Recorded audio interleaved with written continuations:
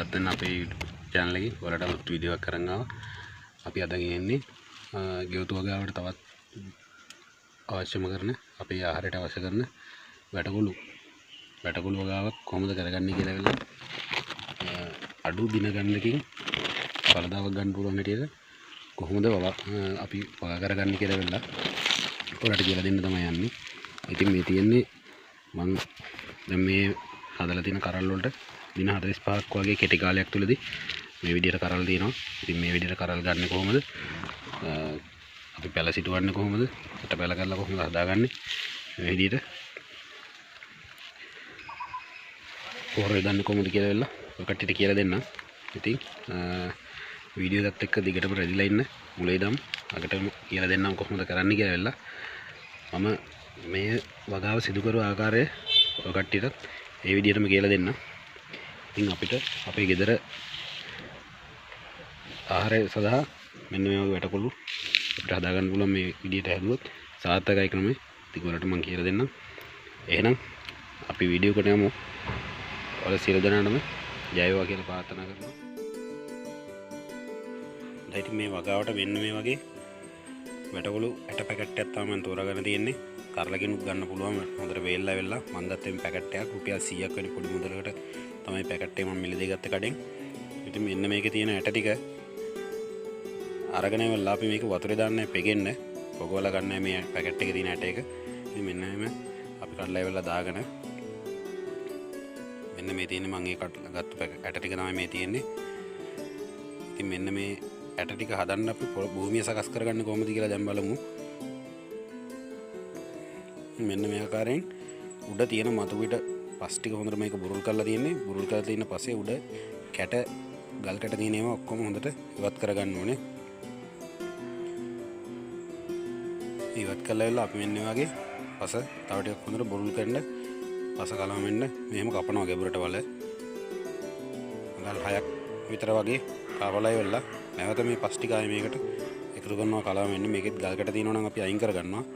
මෙන්න මේ තියෙන කොම්පෝස් පොර තමයි මේ මම හදාගෙන තියෙන කොම්පෝස් පොර එකක් තියෙන්නේ. ඒ පොර එක මේ විදිහට වලට දාලා ඉවරලා මෙහෙම පසුත් එක්ක මතු පිට තිබුණ පසුත් එක්ක මේක හොඳට කලවම් කරනවා. මේ උඹට පේන්නේ කලවම් කරගන්න ආකාරය. ඒකල්ල තව ටිකක් උඩින් හොඳට දාලා ඉවරලා හොඳට මේක කලවම් කරගත්තාට පස්සේ අපි මේකේ සිටවන්නේ මේ එක වලක ඇට දෙකක් විතරයි හදන්නේ. මේ මතු පිට තියෙන ගල්කට ටික ඔක්කොම ඉවත් කරගෙන ඉවරලා සිනිඳු පස් ටික අරගෙන මෙන්න මේ වගේ ඇට දෙකක් පොඩ්ඩක් මෙන්න මෙහෙම තියෙනවා. මතු පිටින් ගොඩක් යට කරන්නේ මේක. සාමාන්‍යයෙන් පොඩි ප්‍රමාණයක් තමයි යට කරන්නේ. හොඳයි ඉතින් මේ විදිහට යට කරගත්තාට පස්සේ මේක පැල වෙලා වෙලා සාමාන්‍යයෙන් අඩි එකමාරක් විතර උඩට එනකන් තියෙනවා. මෙන්න මේ විදිහට මේ තියෙන්නේ හැදීගෙන එන වැලක් තමයි අපිට මම පෙන්නන්නේ. ඉතින් මේක අඩි එකමාරක් විතර උඩට එනකොට මේකට ආධාරකයක් අපි හිටවන්න ඕනේ. ඒ ආධාරකය තමයි මේ හිටවලා තියෙන්නේ. අපි මේකට ආධාරකය හිටවලා තියෙන්නේ දැන්. මේවට ගොඩක් හොඳයි ඔය කට්ටිය උණ ගස් වල මුදුන වගේ කපලා වෙලා හිටවන්න තියෙනවා නම් හොඳයි මේ වැටකුළු වගේ කරගෙන යන්න. නැත්තම් මේ වගේ කණු ගහලා ඉවරලා පසුවට වැටකුළු මැස්සක් ගහ ගන්නත් පුළුවන්. වැල උඩට ගියාට පස්සේ ඉතින් මං කරලා තියෙන මේකට ආධාරකයක් දීලා තියෙනවා. පසුව වැටකුළු මැස්සක් ගහන්න තමයි මේ ආධාරකයක් මේ විදියට දීලා තියෙන්නේ. ඉතින් දැන් මේවා උඩට හැදෙනකොට මෙන්න මේ ගැට ගහලා තියෙන ආකාරයට වැල මේකට තියලා ගැට ගහන්න ඕනේ. ගැට ගහපුවම ඒක ආධාරකයේ දිගේ හොඳට උඩට අල්ලගෙන යනවා. ඉතින් මේ තියෙන්නේ ඒ විදියට ගැට ගහලා ඉවරලා උඩට යපු වැටකුළු වැල් ටික තමයි ඔයාලට පේනවා. මේකේ මේ කරල් තියෙනවා. වැටකුළු කරල් තියෙනවා.